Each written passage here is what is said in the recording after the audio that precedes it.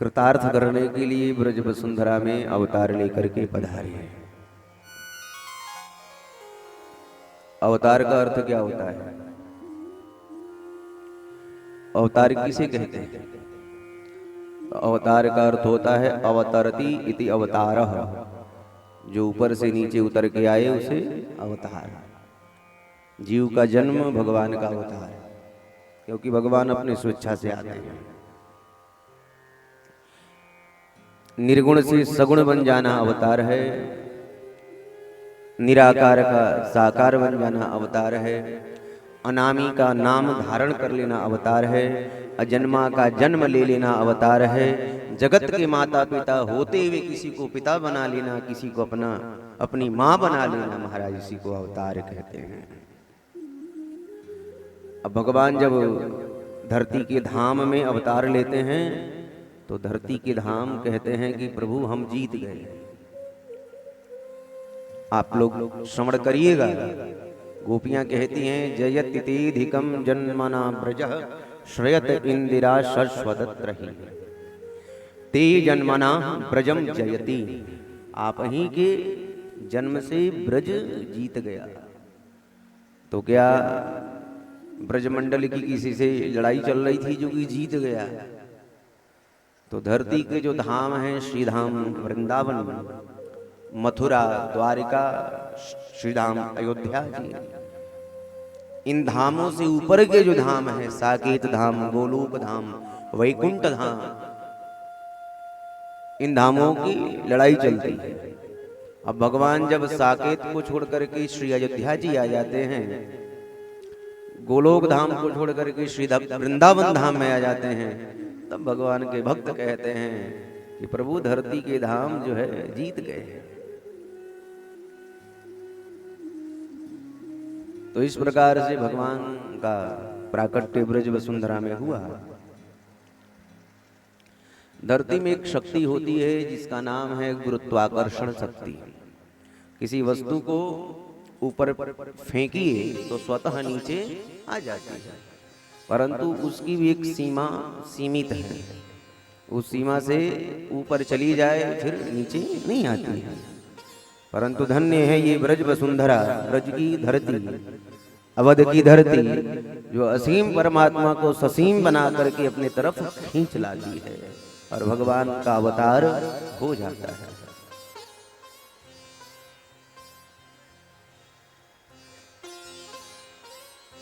मथुरा में प्रभु प्रकट हुए और वसुदेव जी महाराज प्रभु को लेकर के नंदरानी यशोदा के यहाँ गोकुल धाम में रख दिए और वहां से कन्या लेकर के आए।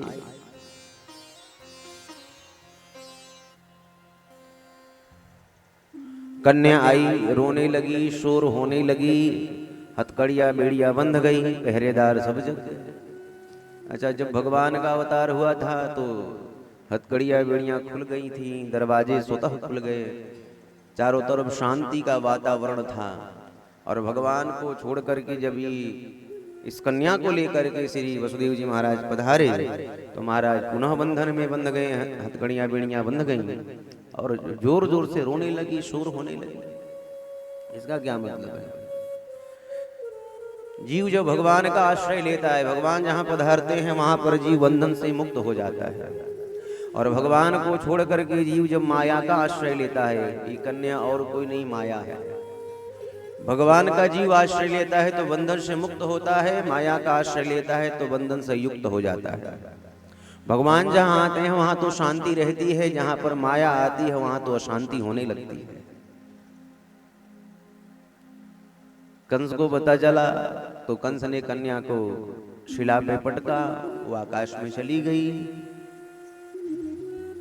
इधर नंद बाबा को जब पता चला कि हमारे घर में पुत्र का जन्म हुआ है, नंदस्त्वात्मज उत्पन्ने जाता ह्लादो महामना आहूय विप्रान वेदज्ञान स्नातः शुचिरलंकृत। सुखदेव जी कह रहे हैं कि नंदस्त्वात्मज उत्पन्ने, नंद के यहाँ आत्मज उत्पन्न हुआ, कहीं से कोई बालक नहीं आया, उत्पन्न हुआ। देखिए यहाँ पर सुखदेव जी स्पष्ट कह रहे हैं कि नंदस्त्वात्मज उत्पन्ने, कहीं से बालक नहीं आया है, उत्पन्न हुआ है, नहीं जन्म लिया है। तो नंद नंदन जो भगवान श्री कृष्ण हैं, ये गोलोक धाम वाले श्री कृष्ण नंद के यहाँ जन्म लिए और मथुरा में जो प्रकट हुए थे भगवान विष्णु के अवतार, ये वसुदेव नंदन श्री कृष्ण आकर के नंद नंदन जशोदा नंदन में विलीन कर गए। क्योंकि भगवान का जब परिपूर्णतम अवतार होता है तो भगवान के जितने अन्य अवतार हैं, अंशावतार, कलावतार, आवेशावतार, ये सारे अवतार आकर के अवतारी में मिलते हैं, तब जाकर के भगवान का परिपूर्णतम अवतार हो जाता है। तो नंद के यहाँ एक कन्या और एक बालक दो जन्म लिए थे। कन्या को लेकर के वसुदेव जी मथुरा चले गए, बालक यहीं रह गए, और जो मथुरा में जो प्रकट हुए थे वो आकर के बालक में विलीन कर गए। नंदत्वात्मज उत्पन्ने। नंद बाबा को जब पता चला तो महामना होकर के धन लुटाने लगे और सबसे पहले ब्राह्मणों को बुलवाया, आहूय विप्रान। एक ब्राह्मण नहीं महाराज, यहां पर बहुवचन का प्रयोग किया गया है, आहूय विप्रान। अनेकों ब्राह्मण पधारे, एक वेदी, द्विवेदी, त्रिवेदी, चतुर्वेदी, सारे महाराज ब्राह्मण आए।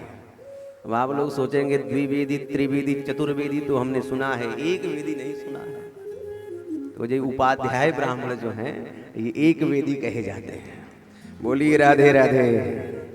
और सारे ब्राह्मणों ने आकर के क्या किया, वाचयित्वा स्वस्तयनम जात कर्मात्मजस्य वै कारयामास विधिवत पितृदेवार्चनम तथा।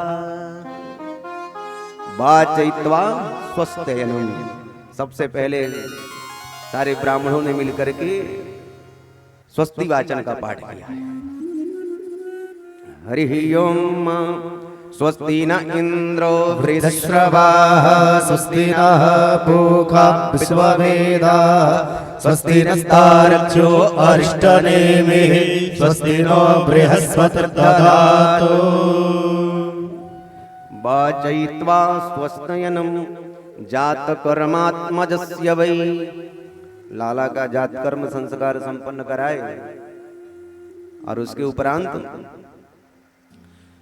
कारयामास विधिवत पितृदेवार्चनम तथा, पितरों का देवताओं का अर्चन वंदन हुआ।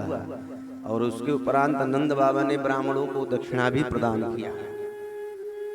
धेनुनाम नियुते प्रादात विप्रेभ्यः समलंकृते तिलाद्रीन् सप्तरत्नौघ शातको वांबरावृता। गोदान दिए। उसके उपरांत महाराज 7 बड़े बड़े तिल के पहाड़ बनाए।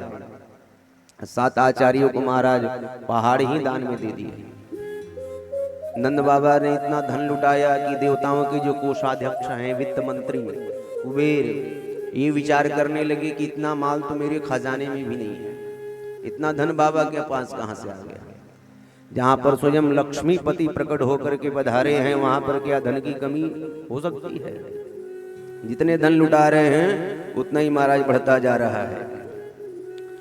ब्रजगोपियों को जब पता चला तो महाराज विविध बधाई लेकर के नंद महल की ओर भागी। कोई बधाई दे रही है तो कोई गोपी बधाई ले रही है, कोई बधाई लुटा रही है तो कोई ब्रजबाला बधाई लूट रही है, तो कोई ब्रजगोपी जो है बधाई गा रही है।